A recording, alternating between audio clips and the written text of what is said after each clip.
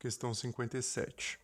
Bem, essa aqui é uma questão delicada e por dois motivos. Primeiro, porque dependendo da maneira como se interpreta ou como se explica, pode acabar trocando o efeito pela causa. E segundo, porque ela pode levantar posicionamentos políticos. Porém, isso aqui é apenas uma análise racional da natureza e da sua dinâmica. Okay? Excepcionalmente nessa questão, eu vou dar um posicionamento político sobre ela, porém só lá no final, depois de ter explicado tudo, ok? Vamos lá então. No hemisfério sul, a sequência latitudinal dos desertos, representada na imagem, sofre uma interrupção no Brasil devido à seguinte razão. E aqui no mapa mostra as regiões áridas e semiáridas do mundo em determinadas latitudes e pergunta por que o Brasil não tem.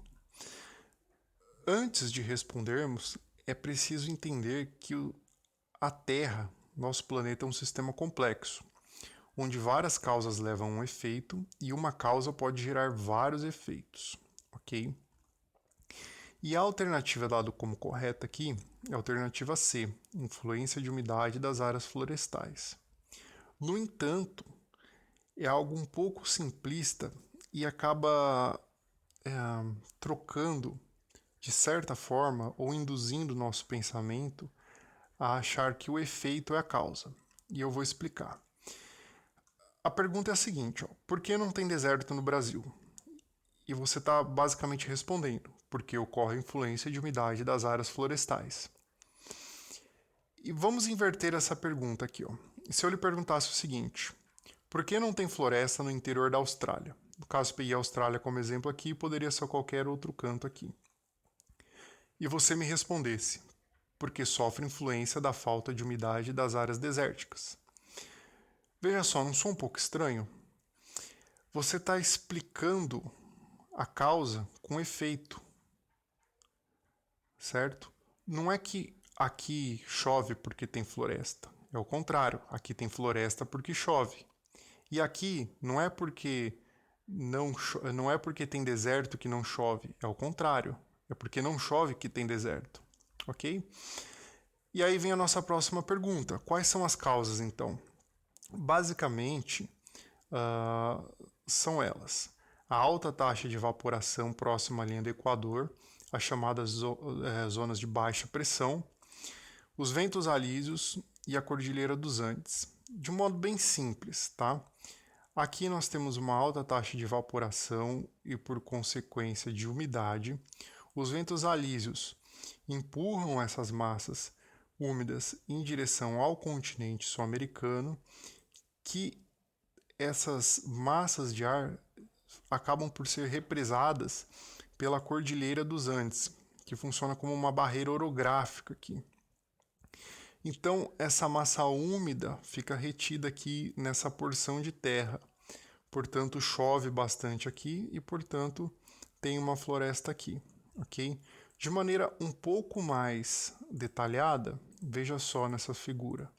Alta taxa de evaporação próxima à linha do Equador, zona de baixa pressão, alta umidade e as zonas de alta pressão nos trópicos aqui se deslocam em sentido a baixa pressão.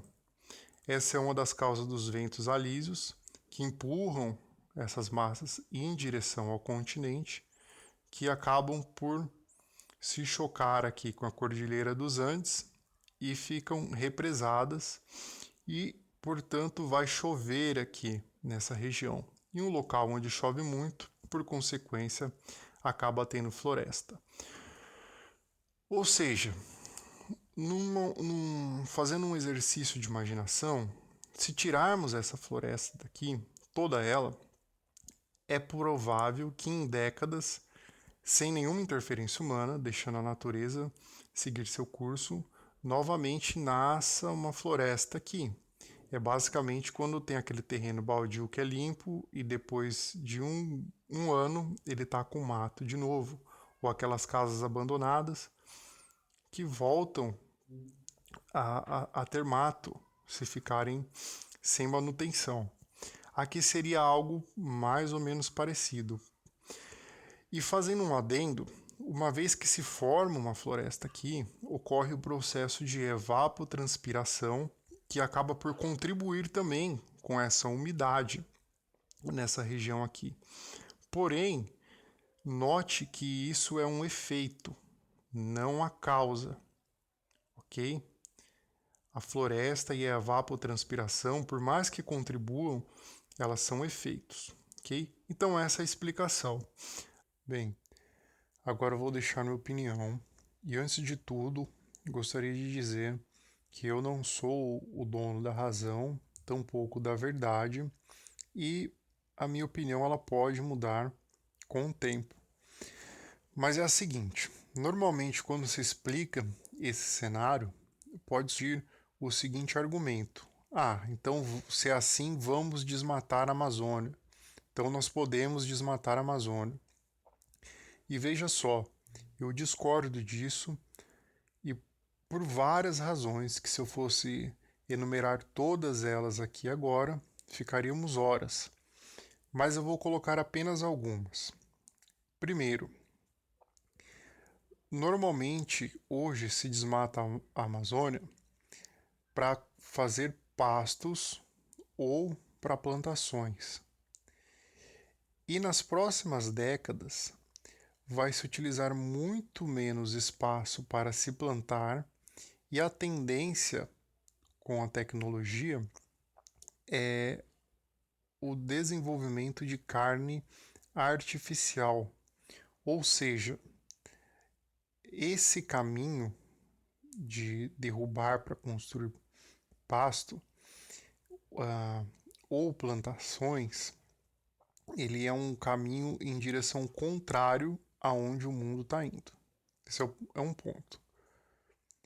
Um outro ponto é toda a riqueza biológica que existe na Amazônia, tanto em espécies vegetais quanto animais. O que se pode descobrir ali em termos de pesquisa e desenvolvimento científico, não podemos quantificar. Esse é um outro ponto. Além disso, tem um outro ponto, que são as tribos que moram lá. É um fator social, né? Existe uma riqueza antropológica lá também incomensurável. E é uma discussão que a gente pode ficar por horas também, porque a visão de mundo que esses povos têm e a maneira como eles interpretam as coisas podem contribuir demais para nós entendermos o ser humano e a sociedade como um todo. Então esse é um outro ponto. E um quarto ponto é até o ponto da questão, porque não sabemos ao certo qual que é a influência da evapotranspiração. Por mais que ela seja um efeito, ela ainda tem uma contribuição, uma porcentagem, e nós não sabemos quais serão os efeitos de não ter essa contribuição, ok? E mais uma série de outras coisas. Então, por esse vídeo é isso. Qualquer dúvida deixe nos comentários. Um abraço, bons estudos e até a próxima.